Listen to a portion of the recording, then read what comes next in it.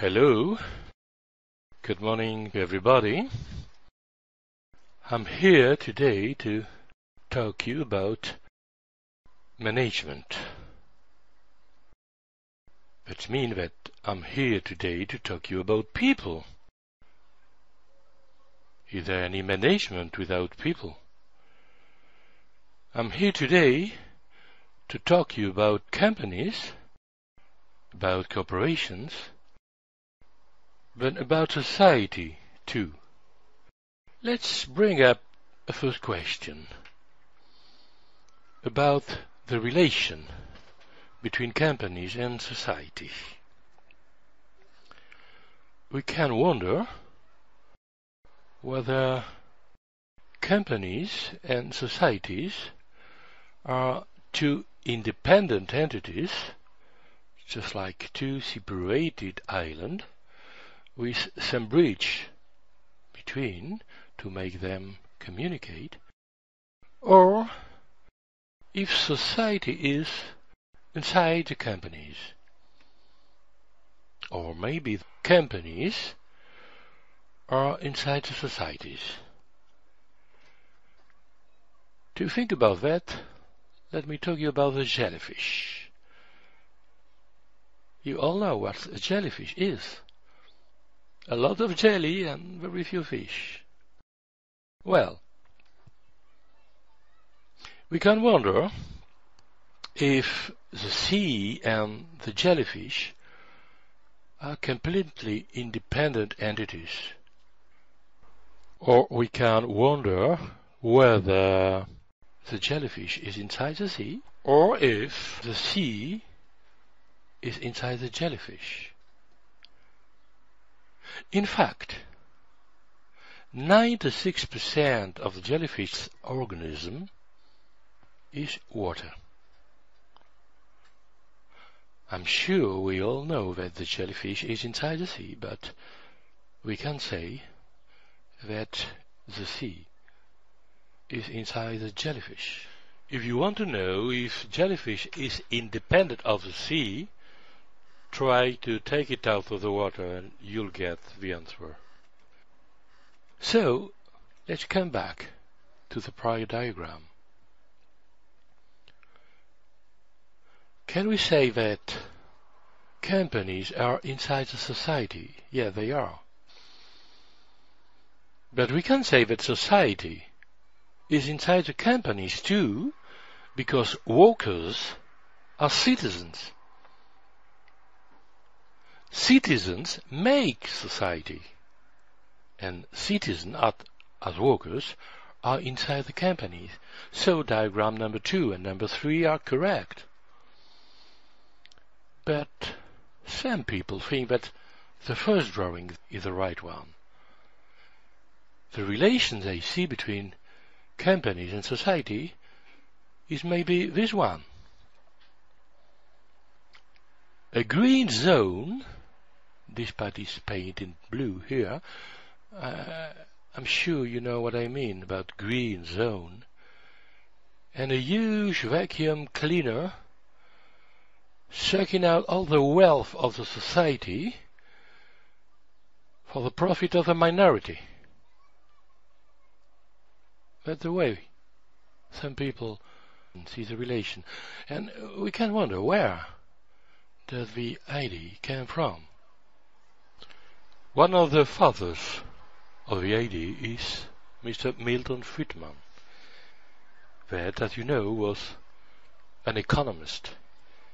But just like most economists, he was an ideologist and used his knowledge at the service of his ideology. Please let me show you some quotes from Milton Friedman. The social responsibility of business is to make stockholders richer and richer. My social responsibility is only to increase my profits. What he said. And what about corporate executives? Well, this is the second quote. He asked, if corporate executives have any responsibilities in their business activities other than make stockholders as rich as possible? And he answered, no. No. The sole responsibility for corporate executives is to make stockholders as rich as possible. In other words, companies have all the rights and not any duty. This is exactly what they call a parasite, or a bloodsucker.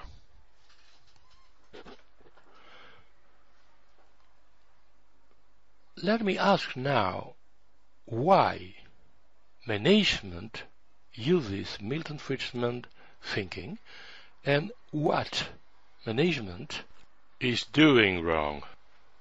I identified 4 pillars. One is wrong aim. The second one is wrong science, then wrong methodology, and at least wrong judgment. Let's start with wrong aim. I'm sure you heard a lot of people saying that the priority of any business is making maximum profits for the stockholders. A lot of people agree with this. But do they really understand the statement?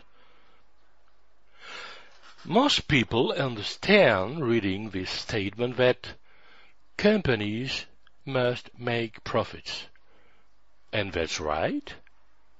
I do agree. Profits for companies, just like the air we breathe, it's a condition to survive. But this is not what is written here. What is written here is the word priority. What does priority mean? Priority means that if you have to choose between a better service for your clients or saving money for more profits, your choice will be more profits. If you can produce lower quality products to make more profits, you will. If you can save money not training your people and distributing more profits to your stockholders, you will. In other words, this priority means that short term will be the most important and that your competitivity will decrease a lot year after year. Now we can ask, until when? What does maximum mean? Is maximum a synonym of, let's say, 1,000? 10,000? 100,000? Oh, 1 million maybe? 10 millions? 100 millions? When does maximum stop? 1 billion? 1 trillion? No. Maximum have no stop, no limit. Maximum say that your priority will never change. You always have to choose profits. That's what priority and maximum mean. And who design those wrong theories with wrong aims? Where do they come from? From business school?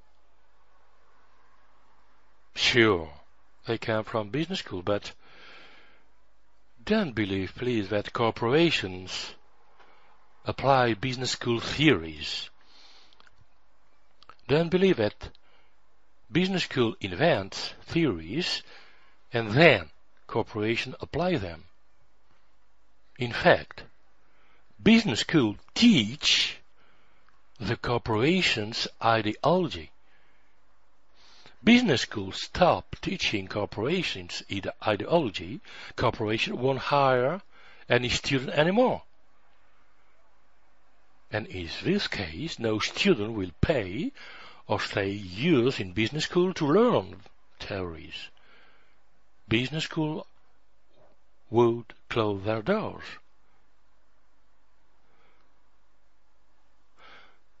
Now, management is a science of parrots. Talking about science, I said that management uses a wrong science. Why? I can imagine someone, I don't know where, say, "Hey, mate, I have an idea. Why don't we consider humans just like any other resource? Let's imagine we consider people as any other resource. We will be able to use all our engineering tools, mathematics, physics, computer science. We don't understand people, but we do understand a lot about gears. That would really be great." Oh, yes, he was right, really great. Completely foolish, but really great. Yeah, but the problem that engineering doesn't fit with people. People are no gears. Some people had another idea. Skinner had another idea. He made experiments with pigeons and rats. And he said, let's think about that. Rats are animals, aren't they? Pigeons are animals, aren't they? Humans are animals, aren't they? That's great.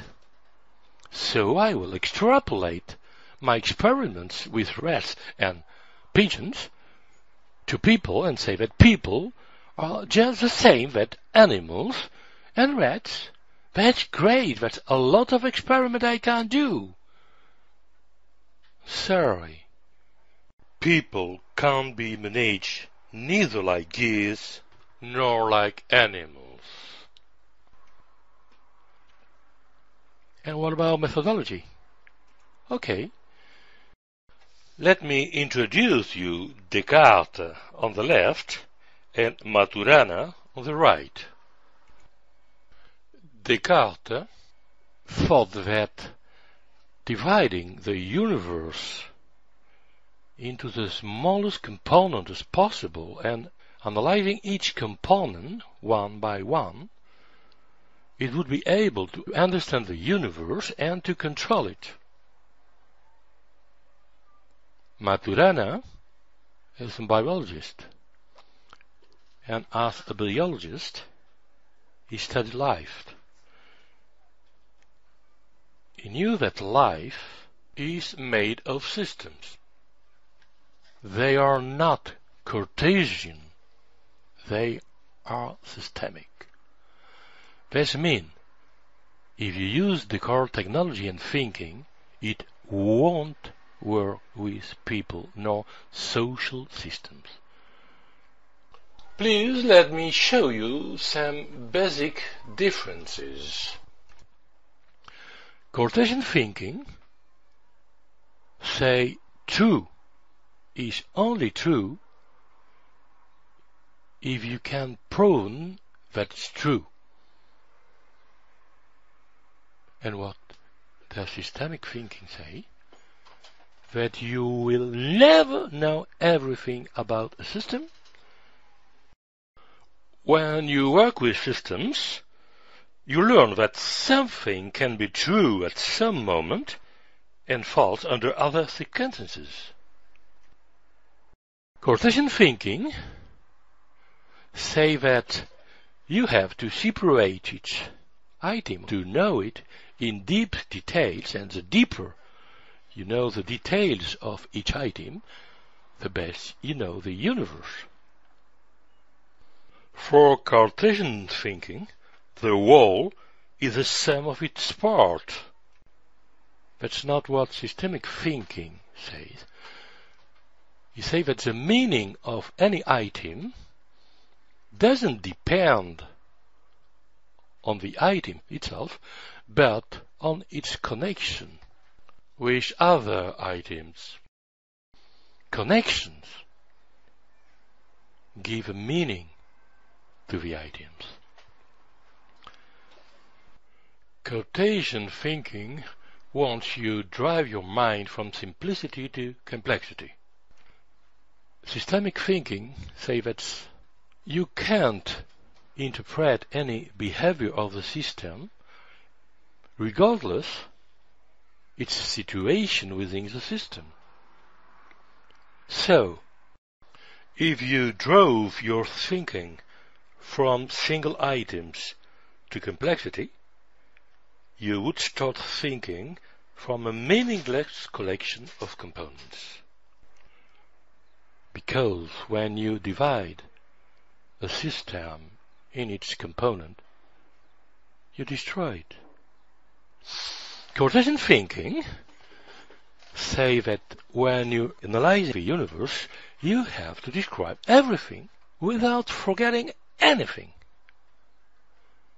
Systems thinking knows that you'll never be able to know everything of a complex system because it's changing and because it's infinite. In complex systems, the whole is not the sum of the item's properties. In complex systems, the whole is item's property plus emergent properties that come from the connections and interrelations between items. Well, I'm going to talk about teams later today, but despite I'm not very fond of definitions, the definition of a team is a collection of people interconnected and organized to reach a common purpose. And the definition of a system is a collection of items interconnected and organized to reach a common purpose. Yes, the difference between both definitions lies in one word: item or people. A team is nothing but a system whose items are people. That's why when we are talking about people and about teams, you're talking about systems, and Cartesian thinking is not suitable. You must apply systemic thinking. I promise you wrong judgment. Managers and management use a wrong judgment because they are sure that management is good and workers are evil. So that managers are convinced that if they want a better company, something must be done to the workers. They can't imagine that most of people's behavior and attitude are a product of the way they are being managed. Managers and management can accept the idea that they are doing something wrong. Management is sure that workers are evil, but as you know, workers are citizens too. If workers are bad and evil, so must be the society. And this could be the reason of management's misanthropy. Do everybody feel the same in the companies? Of course no. In companies there's a lot of people thinking that workers are not ill. But what happens is that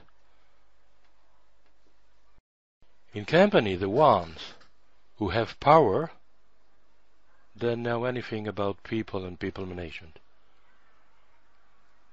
And the ones who know about people and people management have absolutely no power at all.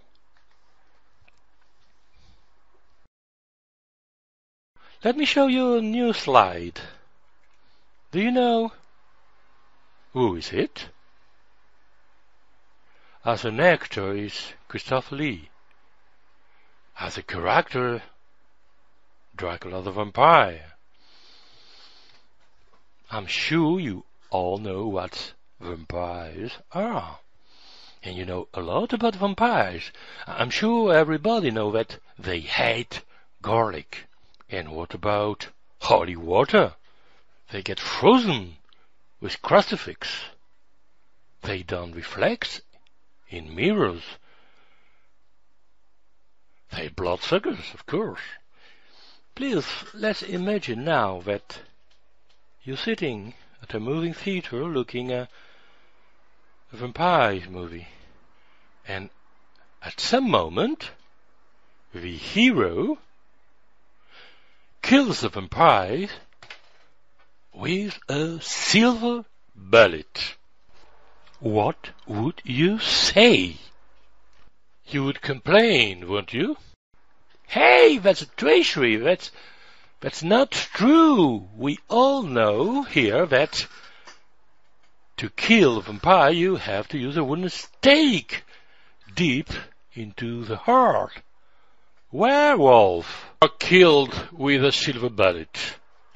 What we can say about vampire stories is that they are consistent. All and every inner relation follows the same rules and the same logic.